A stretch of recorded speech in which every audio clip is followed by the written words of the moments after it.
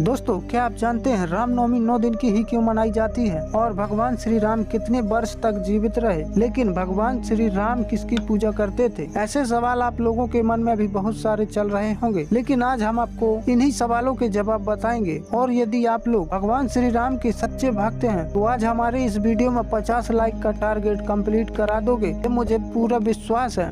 तो चलिए इस वीडियो को शुरू करते हैं और जानते हैं कि रामनवमी 9 दिन की ही क्यों मनाई जाती है। तो दोस्तों, हिंदू धर्म शास्त्रों के अनुसार त्रेता युग में रावण के अत्याचारों को समाप्त करने तथा धर्म की पुनः स्थापना करने के लिए भगवान विष्णु मृत्यु लोक में भगवान श्री राम के रूप में अवतार लिए थे, जिसकी वजह से भगवान श्री रामचंद्र जी का जन्म चैत्र शुक्ल की नवमी के दिन पुनर्वसु नक्षत्र और कर्क लगन में रानी कौशल्या की कोख से 2 पुत्रों का जन्म राजा दशरथ के घर में हुआ था। दोस्तों, गोस्वामी तुलसीदास जी ने रामचरितमानस के बाल कांड में स्वयं लिखा था कि उन्होंने श्री रामचरितमानस की रचना का आरंभ अयोध्यापुरी में ही शुरू किया था, जिसमें गोस्वामी तुलसीदास जी ने श्री रामचरितमानस में श्री राम के जन्म का वर्णन देखने को मिलता है। इसी वजह से श्री रामनवमी का त्योहार पिछले कई हजार सालों से मनाया जा रहा है, जिसके कारण रामायण के अनुसार अयोध्या के राजा दशरथ की 3 पत्नियां थी, लेकिन बहुत समय तक कोई भी राजा दशरथ को संतान का सुख नहीं दे पाई थी, जिससे राजा दशरथ बहुत परेशान रहते थे। पुत्र प्राप्ति के लिए राजा दशरथ को ऋषि वशिष्ठ ने पुत्र कमेष्टि यज्ञ कराने को विचार दिया था। इसके पश्चात राजा दशरथ ने अपने जमाई महर्षि से यज्ञ कराया। तत्पश्चात यज्ञ कुंड से अग्निदेव अपने हाथों में खीर की कटोरी लेकर बाहर निकले, जिसके कारण यज्ञ समाप्ति के बाद महर्षि ने दशरथ की तीनों पत्नियों को एक एक कटोरी खीर खाने को दी,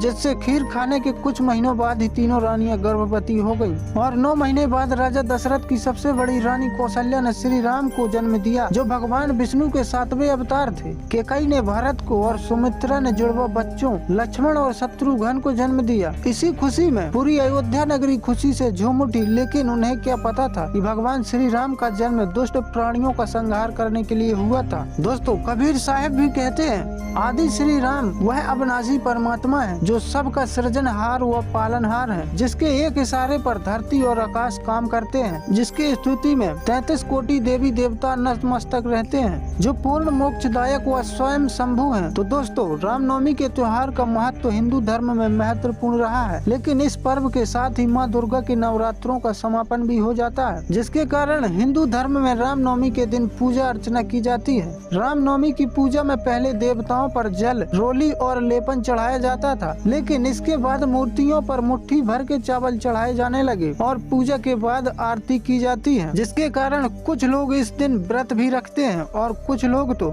ऐसा भी कहते हैं कि भगवान श्री राम का जन्म धरती पर इसी दिन हुआ था। भक्तों के दुख दूर करने और दुष्टों का अंत करने के लिए श्री राम त्रेता युग में इसी दिन पैदा हुए थे। इसीलिए भगवान श्री राम के जन्म का जिक्र रामायण और रामचरितमानस जैसे तमाम धर्म ग्रंथों में किया गया है, जिसमें भगवान राम स्वयं विष्णु के 7वें अवतार थे। लेकिन भगवान राम और रावण के बीच युद्ध की कहानी भी नवरात्रि से जोड़कर देखी जाती है। लोग ऐसा कहते हैं कि जिस वक्त श्री राम सीता को रावण के चंगुल से छुड़ाने के लिए युद्ध लड़ रहे थे, तभी उस समय रावण पर विजय पाने के लिए भगवान श्री राम ने देवी दुर्गा का अनुष्ठान किया था और यह पूजा अनुष्ठान पूरे 9 दिन तक चली थी, जिसके बाद माँ दुर्गा ने भगवान श्री राम के सामने प्रकट होकर उन्हें जीत का आशीर्वाद दिया था। वहीं 10वें दिन भगवान श्री राम ने रावण का वध कर विजय हासिल की थी, जिससे यह पर्व भारत में श्रद्धा और आस्था के साथ मनाया जाता है। रामनवमी के दिन ही चैत्र नवरात्र की समाप्ति भी हो जाती है। हिंदू धर्म शास्त्रों के अनुसार इस दिन भगवान श्री राम का जन्म हुआ था, जिसके कारण इस शुभ तिथि को भक्त लोग रामनवमी के रूप में मनाते हैं एवं पवित्र नदियों में स्नान करके पुण्य के भागीदार बन जाते हैं। लेकिन भगवान राम की मृत्यु कब हुई थी? तो दोस्तों, शास्त्रों के मुताबिक भगवान राम का जन्म लगभग 5114 वर्ष पूर्व पहले माना जाता है।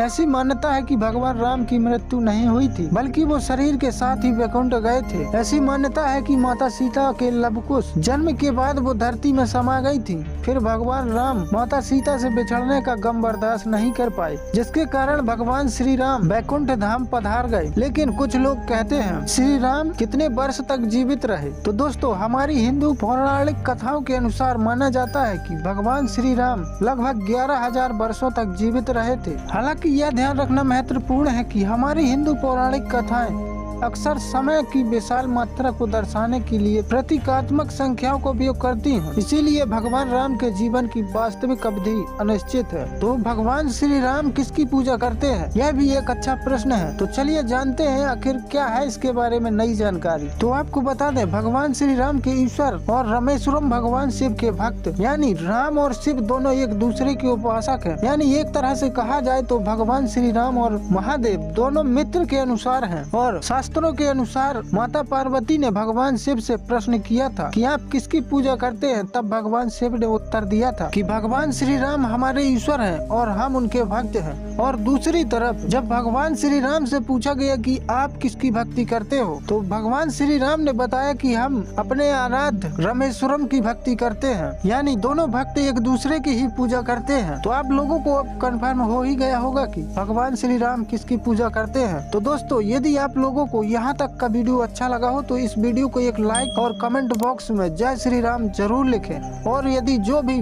महादेव के भक्त हैं तो वो जय महाकाल जरूर